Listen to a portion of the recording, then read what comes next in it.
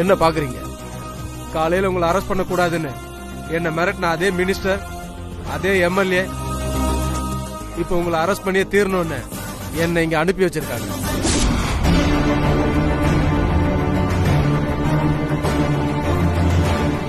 கிளம்பலாமா?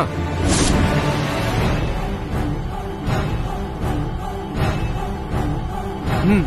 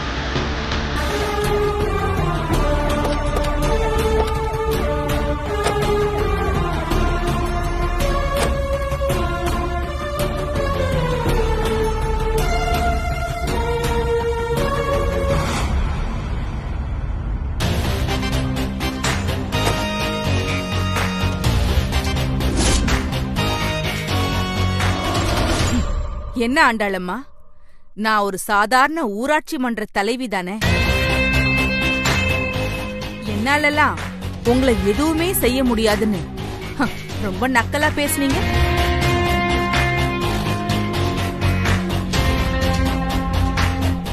இப்ப என்ன ஆச்சு பாத்தீங்களா? நானும் என் மருமக தென்றலும் சேர்ந்து உங்களை உங்க ரூட்லயே போய், அதுவும் உங்களோட வீட்லயே வச்சு அக்யூஸ்ட்னு கன்ஃபார்ம் பண்ணி அரெஸ்டும் பண்ண வச்சிட்டோம். இப்ப உங்களை இப்படி பார்க்க எனக்கு எப்படி இருக்கு தெரியுமா?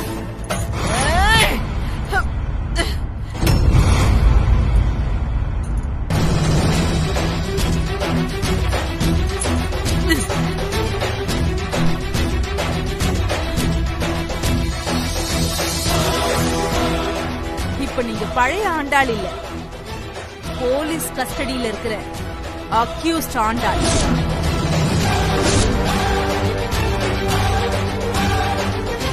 இந்த மாதிரி எல்லாம் நடந்துக்க கூடாது. அப்புறம் இதுக்கு ஒரு கேஸ ஃபைல் பண்ணிடுவாங்க.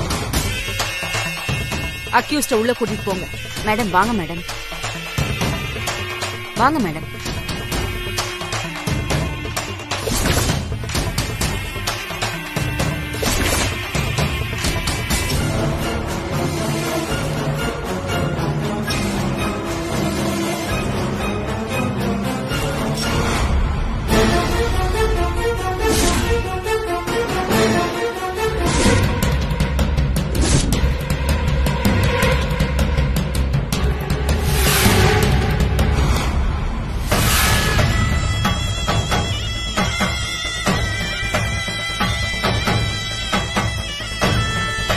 வாங்க.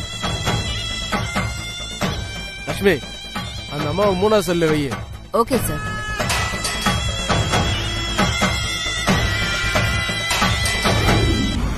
மா, யார் நீ? ஏய், கையடி. ஐயா இப்ப என்ன பண்ணிட்டாங்கன்னு கையெடுங்கிற? நான் யாருன்னு தானே உன்னை கேட்டேன். சொல்லு யாரு? உன்னை பார்த்தா பெரிய பணக்காரி மாதிரில தெரியுது. என்ன கேஸ்ல உள்ள வந்த? கடத்தல் பண்ணியா இல்ல கஞ்சா வித்தியா?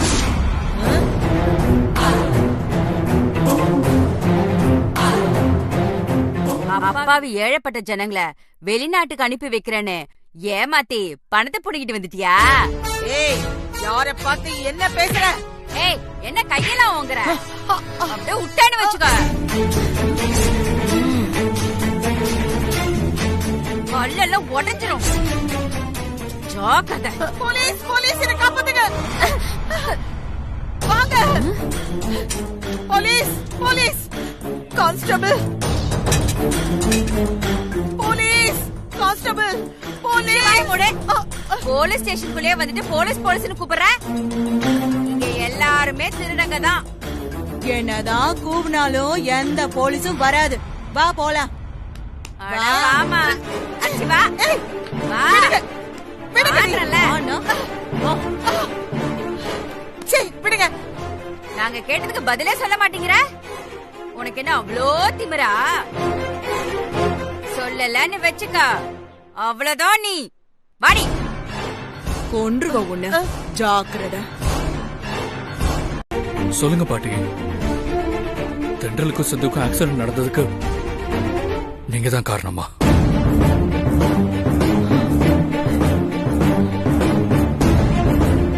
நீங்க தான் அந்த ரவுடிங்களுக்கு பணம் கொடுத்து அந்த ஆக்சிடென்ட பண்ண சொன்னீங்களா?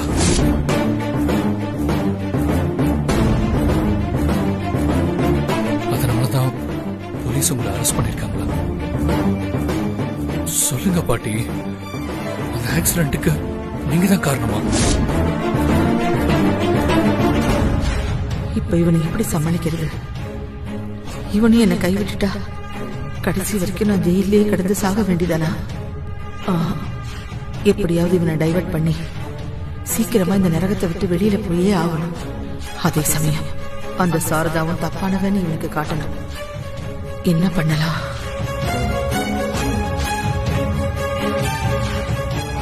ஏன் பாட்டி அமைதியா இருக்கீங்க? சொல்லுங்க. எல்லாரும் சொல்ற மாதிரி நீங்க தான் அந்த ஆக்சிடென்ட் பண்ண வச்சீங்களா? சொல்லுங்க பாட்டி. என்ன ஆகாஷ் இப்படி கேக்குற? அப்போ நீயும் எல்லார மாதிரியும் நான் அந்த காரியத்தை செஞ்சிருப்பேன்னு நம்புறியா? இந்த விஷயத்துல என் புருஷன், என் புள்ள, என் மருமகன்னு எல்லாரும் என்ன நம்பல. ஆனா என் பேரன் நீ மட்டுமாவது என்ன நம்புவ? கண்டிப்பா என் பாட்டி இப்படி ஒரு தப்பு செஞ்சிருக்க மாட்டாங்கன்னு நீ சொல்லுவேன்னு நான் எதிர்பார்த்தேன். நீயும் என்ன நம்பல இல்ல? அதனாலதான் என்கிட்ட இப்படி எல்லாம் விசாரிக்கிற. ஓ பாட்டி அவ்வளவு மோசமானவளாப்பா? நான் எப்படிப்பா மனசாட்சி இல்லாம இப்படி ஒரு காரியத்தை செய்வேன்? என்ன பாட்டி சொல்றீங்க? நீங்க இல்லைன்னா அப்புறம் எப்படி அந்த ஆக்சிடென்ட்டுக்கு நீங்க தான் காரணம்னு சாரதா அம்மா போலீஸ் கிட்ட ஏதோ எவிடன்ஸ் எல்லாம் கொடுத்திருக்காங்க. அவன்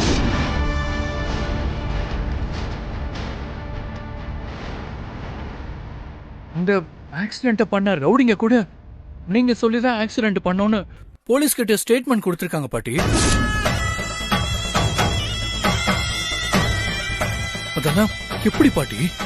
எல்லாம் அந்த சாரதாவோட வேலைதான்ப்பா. என்ன சொல்றீங்க? சாரதா அம்மாவா? தயவு செஞ்சு அவளை நீ அம்மான்னு சொல்லாத. அவ அதுக்கு தகுதியே இல்லாதவ. அவ எதுக்காக தெரியுமா என் மேல அபாண்டமா இப்படி ஒரு பழிய போட்டு என்ன அரெஸ்ட் பண்ண வச்சிருக்கா.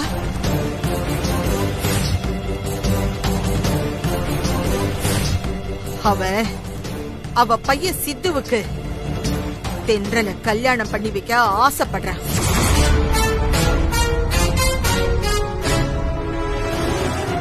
இந்த விஷயத்தை உன்கிட்ட நான் ஏற்கனவே சொல்லி இருக்கேன். அப்ப நீ அத நம்பல. தயவு செஞ்சு இப்பவாவது நம்பு ஆகாஷ். சாரதா நிஜமாவே சித்துவுக்கும் தென்றலுக்கும் கல்யாணம் பண்ணி வைக்க ஆசைப்படுறேன். அதுக்கு நான் தடையா இருக்க கூடாதுன்னு கிடைச்ச வாய்ப்பை பயன்படுத்தி யதார்த்தமா நடந்த அந்த ஆக்சிடென்ட்ட நான் சொல்லித்தான் நடந்ததுன்னு பொய்யான ஆதாரத்தை ரெடி பண்ணி அந்த ரவுடிங்களுக்கும் பணம் கொடுத்து எனக்கு எதிரா வாக்குமூலம் கொடுக்க வச்சு என்ன இப்படி அநியாயமா அரெஸ்ட் பண்ண வச்சுட்டாப்பா.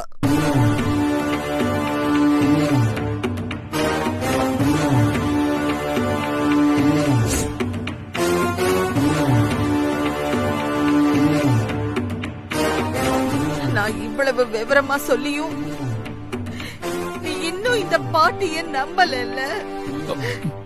அப்படி இல்ல பாட்டி, சாரதா அம்மா இந்த அளவுக்குலாம் நடந்திருப்பாங்களான்னு எனக்கு கொஞ்சம் குழப்பமா இருக்கு.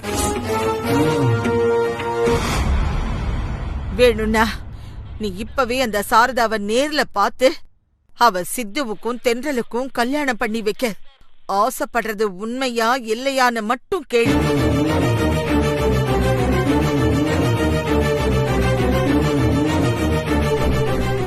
அதுக்கப்புறம் தெரியும் உனக்கு அந்த சாரதா எப்படிப்பட்டவன். ஓ ஆகாஷ், அந்த சாரதா இப்ப அவ பையன் கூட ஹாஸ்பிட்டல்ல தான் இருப்பா. போய் அவளை நேர்ல பார்த்து நான் சொன்னது உண்மையா இல்லையான்னு கேட்டுட்டு அதுக்கப்புறம் நீ என்ன வந்து பாரு.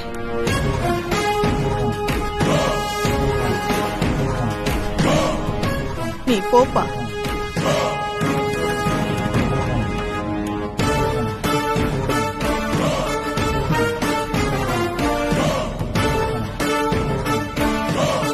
பாட்டி,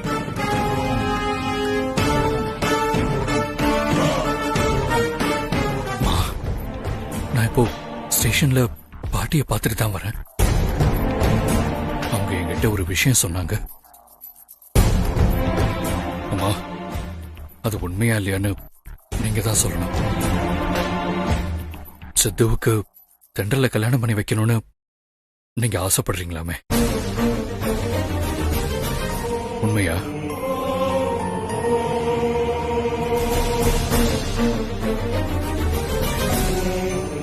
இந்த விஷயத்த பாட்டி என்கிட்ட ஏற்கனவே சொன்னாங்க. ஆனா அவங்க சொன்னதை நான் நம்பவே இல்லை. ஏன் தெரியுமா?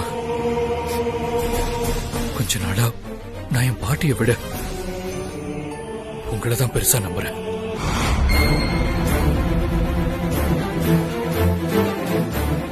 இப்போ பாட்டி அதே விஷயத்தை என்கிட்ட திரும்ப சொல்லும் போது எனக்கு கொஞ்சம் குழப்பமா இருக்கு. அந்த குழப்பத்தை நான் உங்ககிட்ட தான் கிளியர் பண்ணிக்கணும். அதனாலதான் கேக்குறேன்.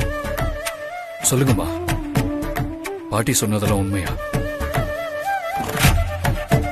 சொல்லுங்க. பாட்டி சொல்ற மாதிரி நீங்க நிஜமாவே தென்றல சித்துவுக்கு தான் கல்யாணம் பண்ணி வைக்க ஆசைப்படுறீங்களா? ஆகாஷ், அது கல்யாணத்துல நீ உன் பாட்டிக்கு சப்போர்ட் பண்ணி தென்றல விட்டு கொடுத்ததுனால தென்றல் உன்னை மொத்தமா வெறுத்துட்டா. இனிமே நீ என்ன பண்ணாலும் தென்றல் உன்னை ஏத்துக்க மாட்டா. உனக்கு அந்த தாராதான் பொருத்தமானவன். அம்மா, நான் கேட்டதுக்கு இது பதில் இல்ல. பாட்டி சொன்ன மாதிரி நீங்க தென்றல சித்துவுக்கு கல்யாணம் பண்ணி வைக்கணும்னு நினைக்கிறது உண்மையா இல்லையா?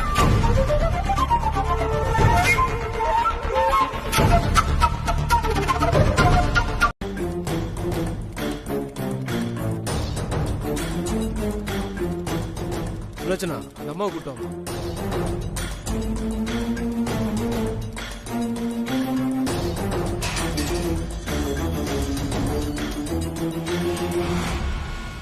அம்மா, உங்க பேரன் லாயரை கூட்டிட்டு வந்து உங்களை ஜாமீன்ல எடுத்திருக்காருமா. வெளியில வாங்கம்மா.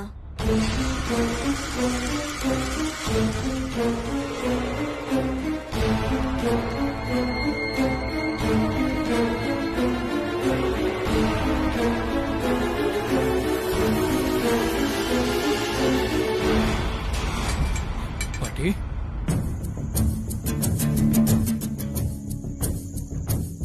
வாங்கம்மா.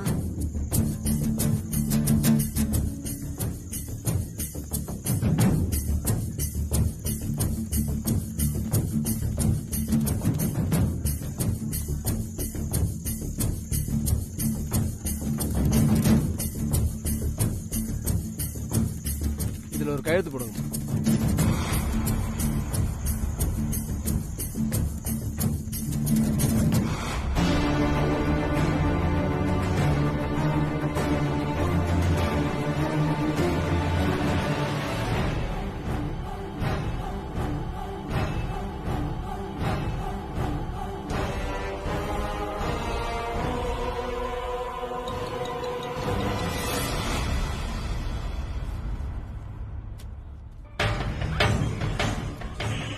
ஏமா, அந்த மோட ஜுவல்ஸ்லாம் எடுத்து கொடுமா.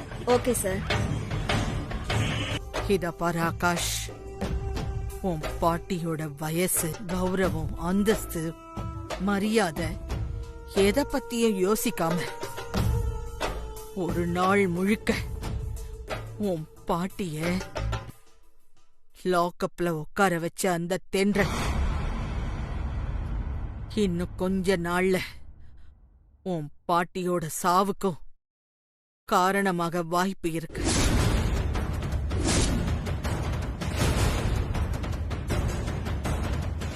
பாட்டி, நான் உண்மையத்தான் சொல்றேன்.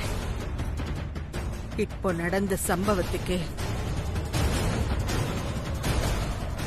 நான் செத்த போன மாதிரி தான் ஆயிட்டேன்.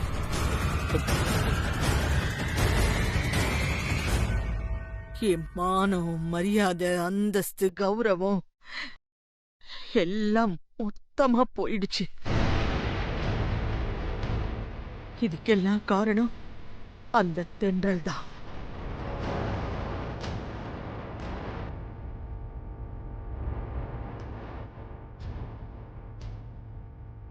இதுக்கப்புறமாவது தென்றல் தென்றல்னு என் நேரமும் அவளையே நினைச்சுக்கிட்டு இருக்காம அவன் நினைப்ப சுத்தமா தலைமுழுகிற வழிய பாரு.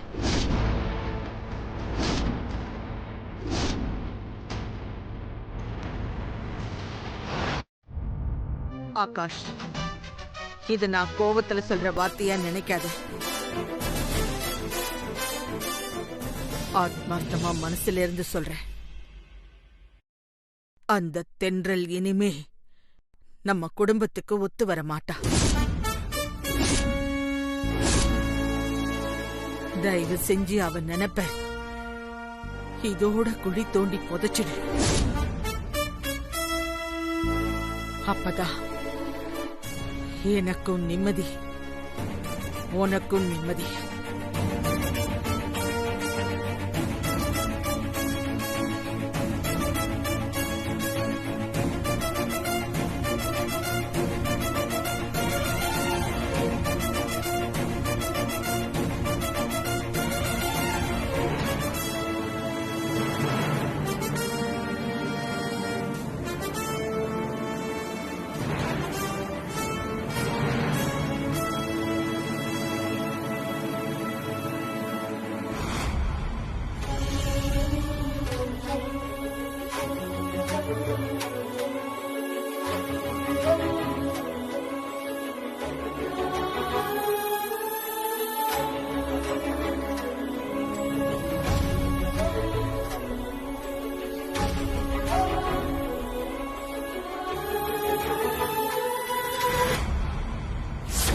திரும்பவும் சொல்றேன், இனிமே நீங்க யாரோ நான் யாரோ உங்களுக்கும் எனக்கும் எந்த சம்பந்தமும் இல்லை.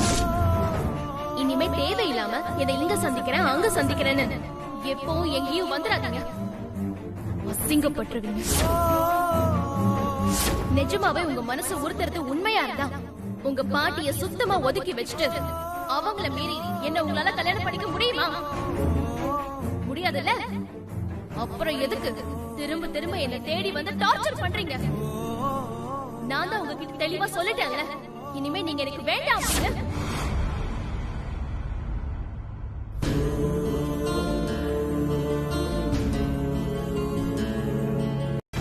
அவரை நீங்க அப்சர்வேஷன்லயே வைங்க, சரியா? டாக்டர், சித்து கிட்ட ஏதாவது இம்ப்ரூவ்மெண்ட் தெரியுதா? இல்லம்மா, ஒரு இம்ப்ரூவ்மெண்ட்டும் தெரியல.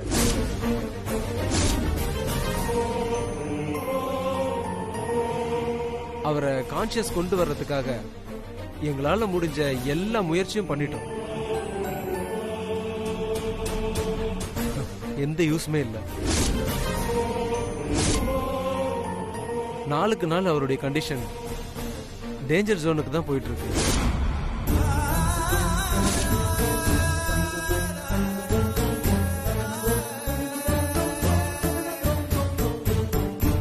இப்ப அவர் உயிர் பிழைக்கணும்னு உங்களை மாதிரியே நானும் கடவுளை வேண்டிட்டு தான் இருக்கேன். பாப்போம், கடவுள் தான் அவரை காப்பாற்றணும்.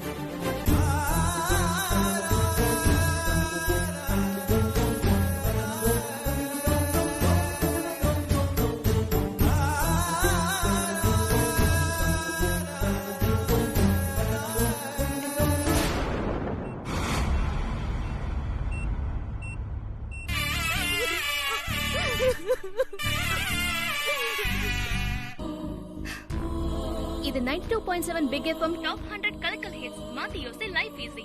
நான் உங்க ஆர்ஜே தென்றல் பேசுறேன். இன்னைக்கு நிகழ்ச்சியில முதல் காலர் யாருன்னு பார்க்கலாமா? ஹலோ, நீங்க யார் பேசுறீங்க? எங்க இருந்து பேசுறீங்கன்னு சொல்லுங்க.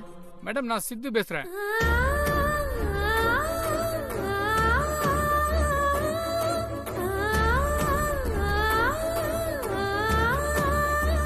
சித்துவா? சித்து, சித்து நீ கண் முழிச்சிட்டியா? உனக்கு கான்ஷியஸ் வந்துருச்சா? உன்னை காப்பாத்ததே கஷ்டம்னு டாக்டர் சொன்னாரு. நான் இவ்வளவு நேரம் உன் கூட ஹாஸ்பிடல்ல தான் இருந்தேன் சித்து. இப்பதான் நான் ஆபீஸ்க்கு வந்தேன்.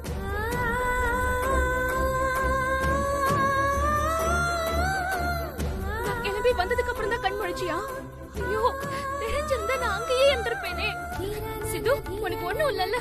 மேடம் மேடம், நீங்க என்ன சொல்றீங்கன்னு எனக்கு புரியல. நான் அம்பத்தூர்ல இருந்து சித்து பேசுறேன் மேடம்.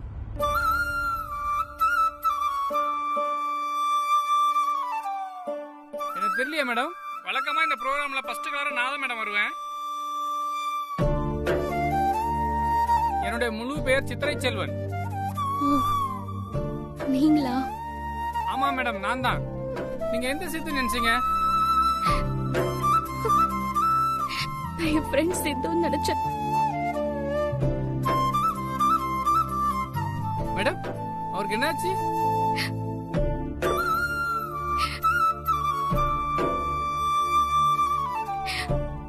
மேடம், ஏன் ஏன் அழுவுறீங்க? நான் 2 நாளைக்கு முன்னாடி என்னோட ஷோல எனக்கும் என் ஃப்ரெண்ட் சித்துக்கும் ஆக்சிடென்ட் ஆன விஷயத்தை பத்தி சொன்னேன்ல. ஆமா மேடம், அவரும் உங்க எஃப்எம்ல ஆச்சே தானே? அதே சித்து தான்.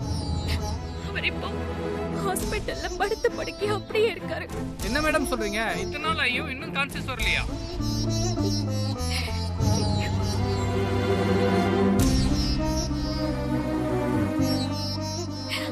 அவரை காப்பாத்த முடியுமான்னு தெரியலன்னு டாக்டரை கை விரிச்சிட்டாரு.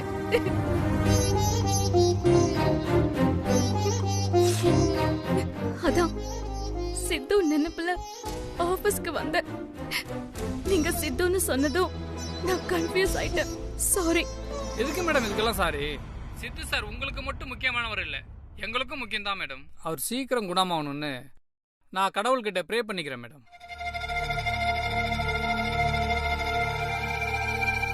ஹலோ, நீங்க இப்ப ப்ரே பண்றேன் அப்படின்னு சொன்னதும் எனக்கு ஒண்ணு தோணுது. என்ன மேடம்? நான் உங்களை மட்டும் இல்ல, இப்ப இந்த நிகழ்ச்சியை கேட்டுட்டு இருக்கிற எல்லாரையுமே கேட்டுக்கிறேன். பாவம் சித்து வாழ வேண்டிய வயசுல சாக கிடக்குறான். அவன் ப்ரோக்ராம நீங்க எல்லாரும் கேட்டிருக்கீங்க. சித்து ரொம்ப நல்லவன். என்னை காப்பாத்த முயற்சி பண்ணும் போதுதான் அவனுக்கு இப்படி ஒரு ஆக்சிடென்ட் ஆயிடுச்சு.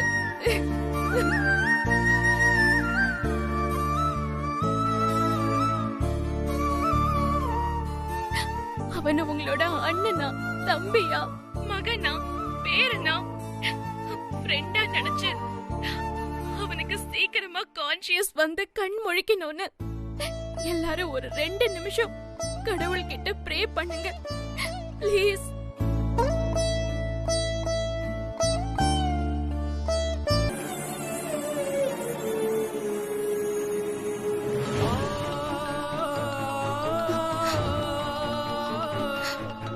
அத்தை கால் பண்றாங்க.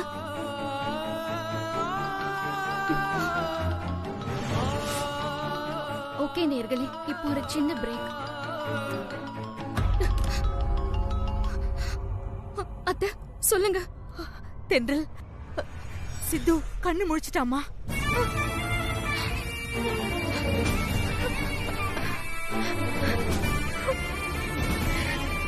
பிரார்த்தனை பண்ணது வீண் போகலமா.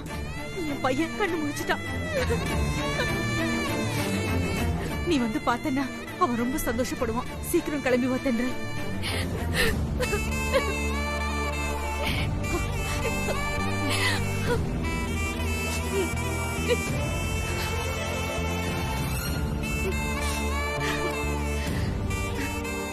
வணக்கம் நேர்களே, நம்ம எல்லாரோட பிரார்த்தனையும் வீண் போகல. சித்துவுக்கு கான்சியஸ் வந்துருச்சான். அவனோட அம்மா இப்பதான் எனக்கு போன் பண்ணி சொன்னாங்க. உங்க எல்லாருக்கும் அந்த கடவுளுக்கும் ரொம்ப நன்றி. எதுக்கு சித்து என்ன காப்பாத்தணும் அப்படின்னு நினைச்ச? என்னால தானே உனக்கு இப்படி ஒரு நிலைமை.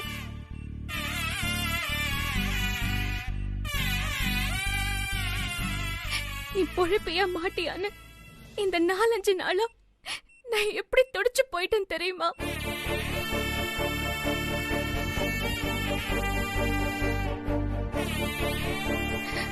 எதுக்காக என்னை காப்பாத்தணும்னு நினைச்ச? அந்த ஆக்சிடென்ட்ல நான் செத்திருந்தாலும் பரவாயில்ல.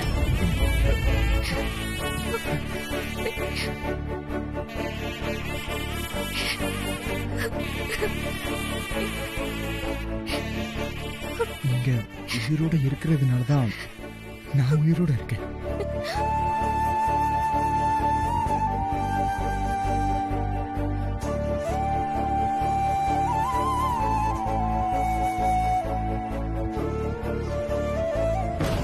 ஆகாஷ், ஆகாஷ் என்னாச்சு? ஆகாஷ், சித்துவை பார்க்கறதுக்கு ஹாஸ்பிட்டலுக்கு போயிருந்தியே, என்னாச்சு? இப்ப அவன் எப்படி இருக்கான்? கண்ணு முடிச்சிட்டானா? சித்து கண்ணு முழிச்சிட்டானா இல்லையா? சித்து கண்ணை முழிச்சிட்டான்.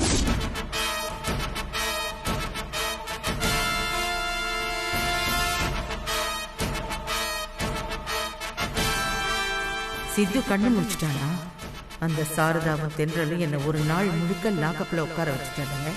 இப்ப 10ஆவதுக்கு சித்து வேற கண்ணு முடிச்சிட்டான். இனிமே இவளுங்க அட்டகாசம் ஆட்டமும் தாங்க முடியாத.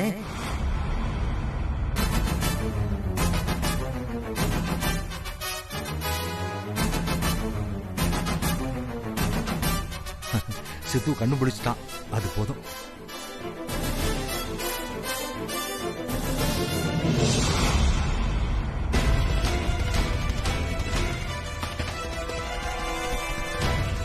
ஆகாஷ், அதான் கடவுள் புண்ணியத்துல சித்து கண்ணு முடிச்சிட்டான்ல. அப்புறம் ஏன் நீ ஒரு மாதிரி டல்லா இருக்கப்பா?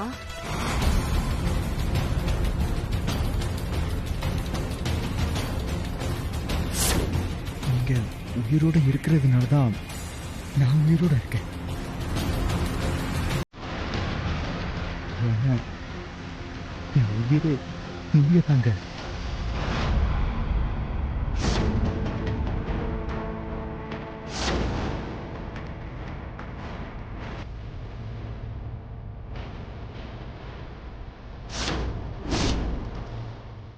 ஆகாஷ், என்ன ஆச்சுப்பா?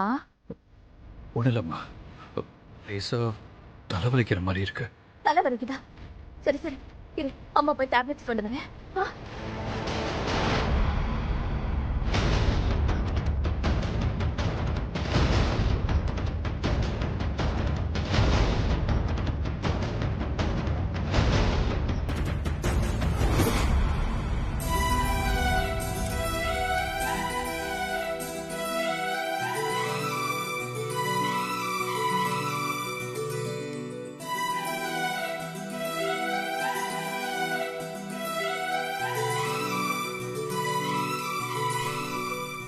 இன்னும் கொஞ்சம் சாப்பிடுப்பா. மா போதுமா? கொஞ்சம் சாப்பிடுப்பா. ஆ. ஏற்கனவே உடம்புல இருந்த ரத்தம் கொஞ்சம் தான், அதுவும் பாதி ஆக்சிடென்ட்ல போயிடுச்சு. ரத்தம் ஊறதுக்காவது சாப்பிடணும்ல. சாப்பிடு, சாப்பிடுறா.